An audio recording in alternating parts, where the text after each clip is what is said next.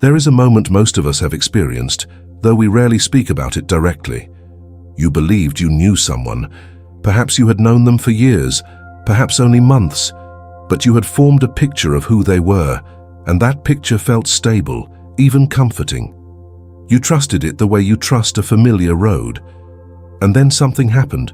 Not a dramatic betrayal necessarily, not the kind of thing that makes for a clean story with a villain. Something smaller. A moment in a restaurant when they spoke to a waiter in a way that made you go quiet inside. A decision they made when the stakes were low and no one important was watching. And in that moment, something shifted. The picture you held of them did not shatter exactly. It simply became insufficient. You realized with a kind of quiet unease that you had been watching the performance and missing the person entirely. We spend enormous amounts of energy trying to understand the people around us. We analyze what they say. We replay their words. We consult friends for second opinions. We search for patterns in their behavior across months and years. We are not foolish in doing this. The desire to truly know another person, to understand their character beneath the surface of what they choose to present, is one of the most fundamental human needs. Our entire social world depends on the accuracy of our judgments about others. And yet we get it wrong, repeatedly, spectacularly. We miss what matters and fixate on what does not. We trust the charming and overlook the kind. We mistake consistency of manner for consistency of character. We confuse someone's best self, the version they show up with when the conditions are favorable and the audience is significant, for their actual self. And we pay for this confusion in ways that range from minor disappointment to profound loss. Hannah Arendt, who spent her life examining the relationship between human beings and the worlds they create together, understood something essential about character that most psychological frameworks miss. For Arendt, what a person truly is cannot be found in their stated beliefs, their professed values, or even their most eloquent self-descriptions. It is disclosed, she would say, through action. Not grand action, not the heroic gesture performed in front of witnesses, but the continuous, often mundane stream of choices a person makes in relation to others across time. Character, in this sense, is not something you possess privately. It is something that appears in the space between you and the world, in the way you move through that world, and what you leave in your wake. This is not a comforting idea. It means that what we tell ourselves about who we are is almost entirely irrelevant. What matters is what we do. And more specifically, what we do in the moments when doing otherwise would have been easy and undetected. I want to offer you two observations, two specific things you can watch for that will tell you more about a person's genuine character than any conversation, any self-report, any number of carefully curated social interactions ever could. These are not tricks or shortcuts. They are simply places where the performance tends to fall away and the actual person becomes briefly visible. Most people, if you told them about these two things, would agree they sound reasonable in principle. But very few people actually watch for them, because watching for them requires a kind of attention that most of us find uncomfortable. It requires us to look past what we want to see toward what is actually there. If this way of examining the world resonates with you, with the sense that there is always something more to understand beneath the obvious, consider subscribing to this channel. I explore these questions every week, and I would be genuinely glad to have you here for the ongoing conversation. The first thing is this: observe how a person treats those who have nothing to offer them. This sounds simple. It is not.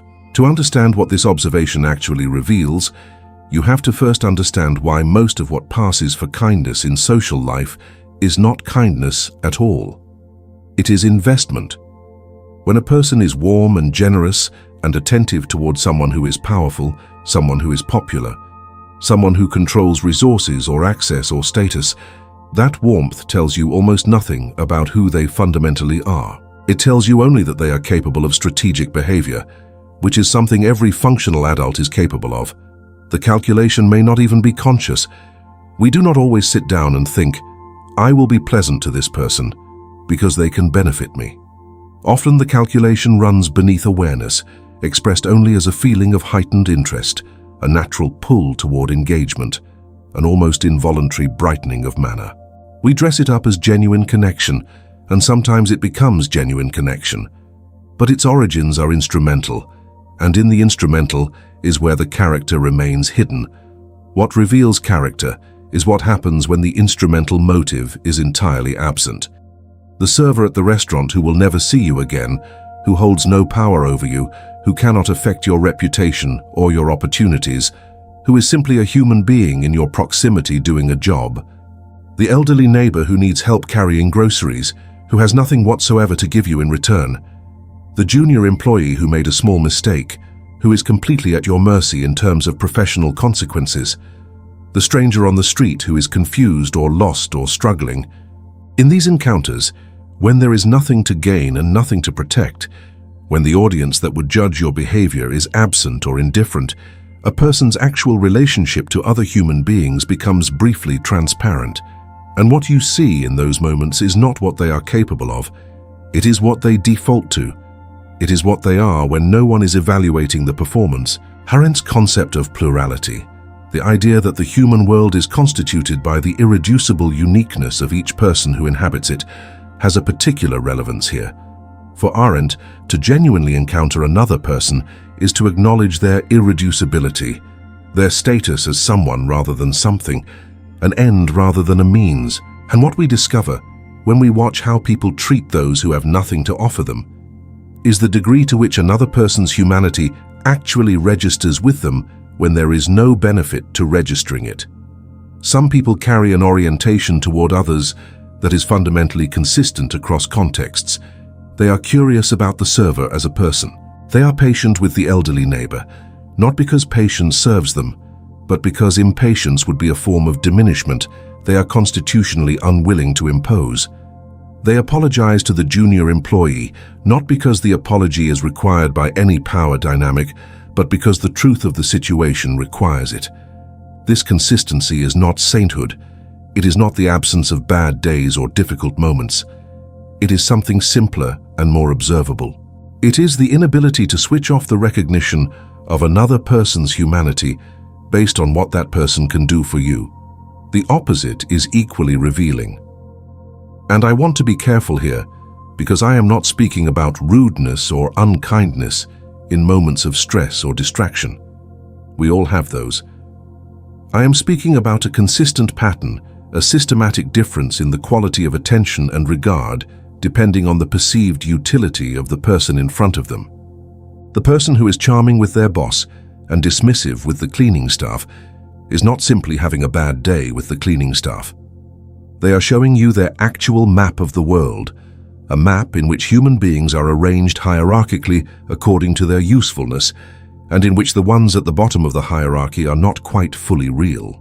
This is the map that will eventually be applied to you once you have dropped in their estimation, once you have nothing left to offer, once the season of mutual benefit has passed. What you are seeing when you observe how they treat the powerless is not a separate compartment of their personality. It is the foundation of it. I know many of you watching this have had an experience of this, a moment when you saw someone you trusted treat another person as if they barely existed, and you felt something go cold inside you, and then immediately tried to explain it away. Tried to give them the benefit of the doubt, told yourself it was stress or a bad day or something specific to that context.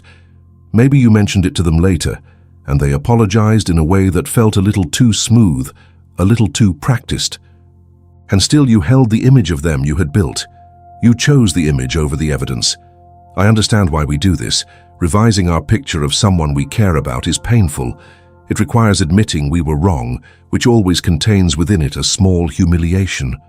But consider the cost of not looking. Consider how many of us have spent years building lives around someone whose actual character we had seen clearly very early on and then chose not to see. So let me ask you directly. When you think of the people closest to you, do you know how they treat those who have nothing to offer them? Have you watched closely enough to know? And more to the point, have you ever been that person with nothing to offer and noticed the shift in how you were treated? If that question lands anywhere in you, I want to hear about it. Share in the comments what you have observed or experienced. Not because I need the engagement, but because someone else watching this is sitting with exactly what you are sitting with, and seeing your words might be the thing that helps them trust what they already know. And if finding the words feels hard right now, just type this: I have seen this. That is enough. Your willingness to name it matters more than you know. The second thing to observe is both more subtle and in some ways more revealing than the first. It requires a different kind of watching, a different quality of attention. The second thing is this: observe how a person responds when they are wrong.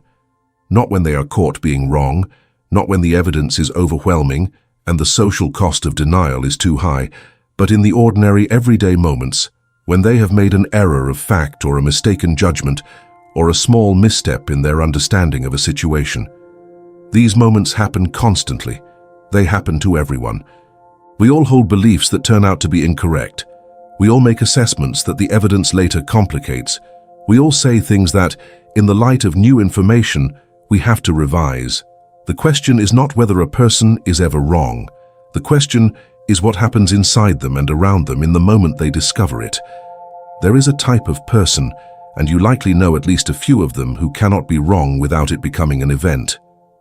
Who, when confronted with evidence that contradicts their position, immediately begins to reframe, to qualify, to shift the terms of the conversation in ways that allow them to technically be correct about something slightly different from what they originally claimed. Who will argue past the point of reason to avoid the simple two words that would resolve everything: I was wrong. And when the weight of evidence finally becomes impossible to reframe, when the two words cannot be avoided, they arrive with a quality of performance attached. A sigh, a dismissive wave, a quick moving on that signals not acknowledgement, but capitulation, the forced surrender of someone who lost a battle but intends to win the war. And then, remarkably, sometimes within days, they will refer back to the matter in terms that suggest they were not quite as wrong as they seemed.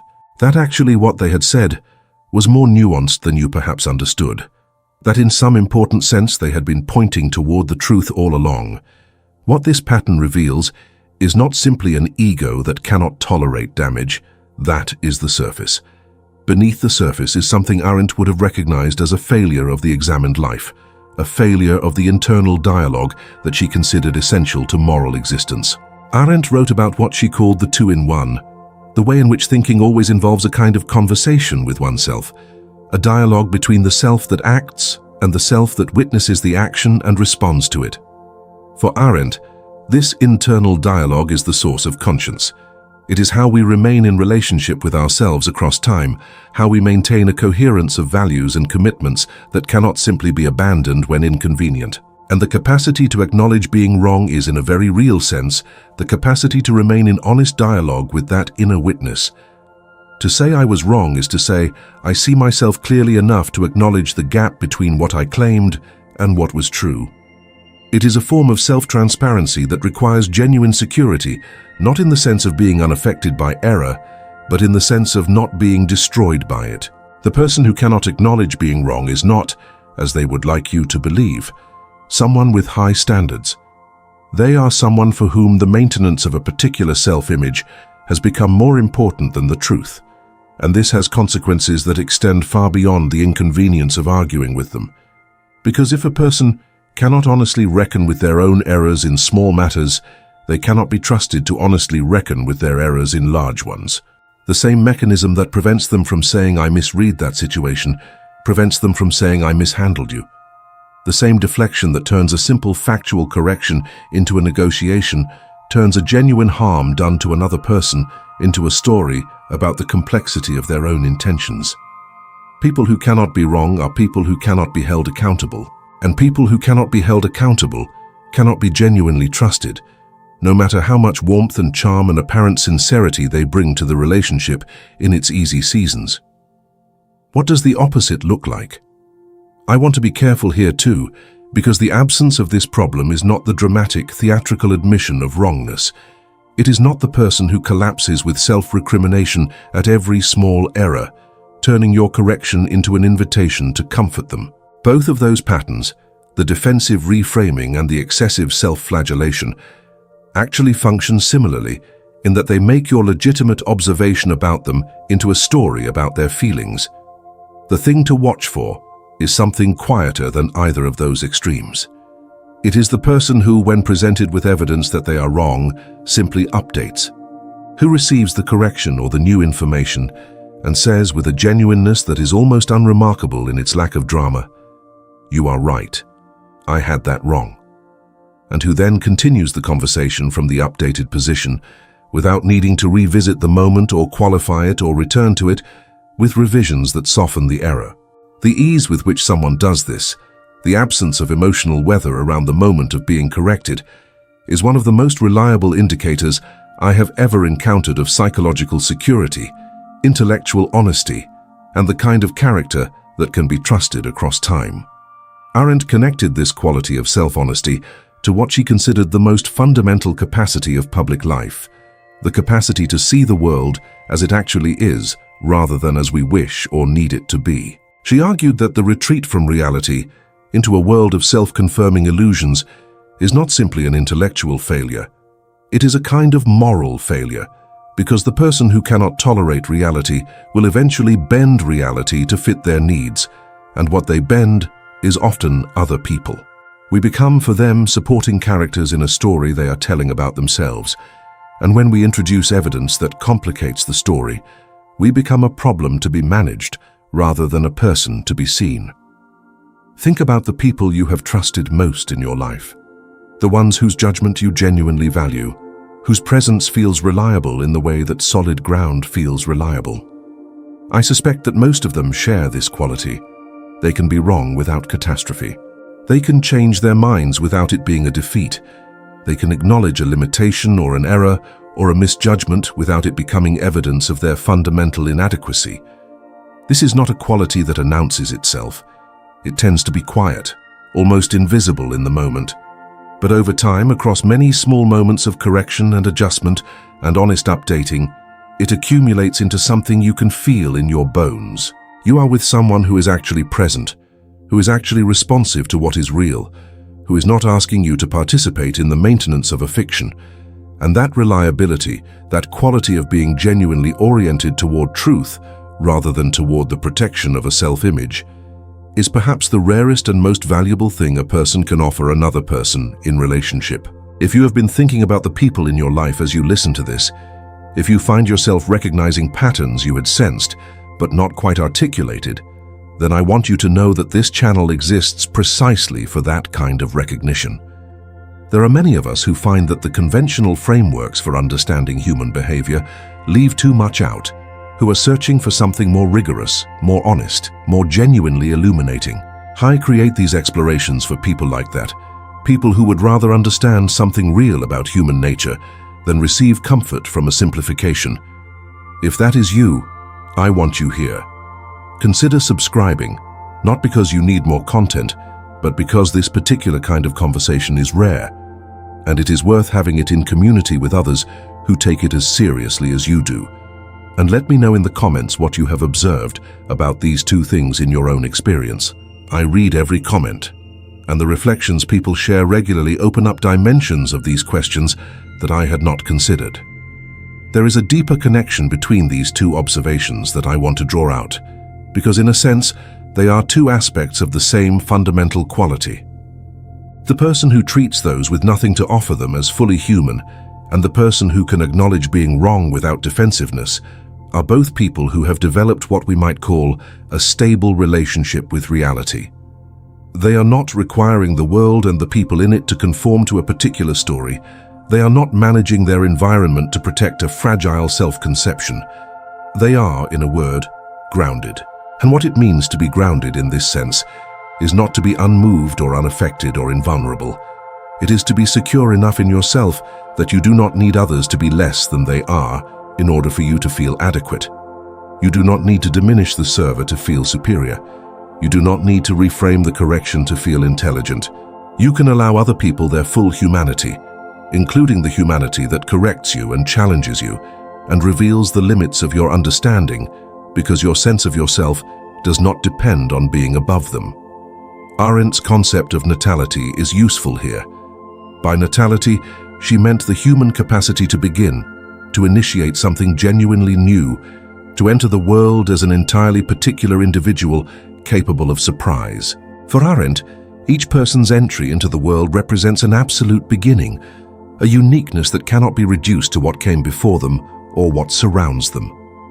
And I think there is something in this concept that illuminates why the grounded person can treat others as fully real. They have in some way accepted the fact of their own natality, their own irreducible particularity, which means they do not need to borrow status from comparisons. They do not need to diminish others to establish their own significance. Their significance is given, not constructed, and because it is given rather than constructed, it does not require constant maintenance through the management of other people's perceptions. The person who treats the powerless with contempt is almost always someone who is secretly terrified of being powerless themselves. The contempt is not about the person in front of them. It is about the image of themselves they see in that person, the possibility of reduction they are desperate to deny. To treat someone else as less than fully human is to put distance between yourself and the possibility of being in their position. It is a form of magical thinking, the idea that by establishing and maintaining hierarchies, you protect yourself from the lower rungs, and it reveals a profound insecurity at the center of a person's sense of self. Not the kind of insecurity that appears as shyness or awkwardness, but the kind that appears as dominance and dismissal, that requires others to be beneath it in order to feel safe. Similarly, the person who cannot acknowledge being wrong is protecting something. Not just an opinion or a position, but the entire edifice of a self-image built on being right, being capable, being above the ordinary human condition of limitation and error. For this person, to be wrong about a fact is to be wrong about themselves, and to be wrong about themselves is to be inadequate, which is existentially intolerable. So the correction cannot be received. It must be deflected, reframed, minimized, or simply ignored in the hope that the moment passes quickly enough to be forgotten. And while this defense works in the short term, allowing the person to maintain their self-image intact through any individual encounter, it has a catastrophic long-term effect. It cuts them off from reality, because reality is constantly offering corrections, constantly introducing evidence that complicates our prior assessments, and the person who cannot receive that evidence will, over time, construct an increasingly elaborate and increasingly fragile fiction about themselves and the world. Here is what I want you to sit with as we move toward the end of this exploration. We tend to evaluate character in the peaks. We notice how people behave in the moments of obvious moral weight, the crises, the tests, the visible dramas of ethical life. And those moments matter. But the character that appears in those moments is not built in those moments. It is the product of thousands of smaller choices made in exactly the kinds of situations I have been describing. The moment with the server, the moment of being corrected, the ordinary texture of daily existence when the stakes seem low and no one of consequence is watching. What those small moments build across time is either a person who can be trusted or a person who cannot. Not because of some dramatic failure of morality, but because of a habitual relationship to other people and to truth that either respects them or does not. And I want to say something here about what this framework asks of us in return, because these two observations are not only a lens for examining others, they are a mirror. The question of how we treat those who have nothing to offer us is a question we have to ask about ourselves. The question of how we respond when we are wrong is a question about our own capacity for honesty.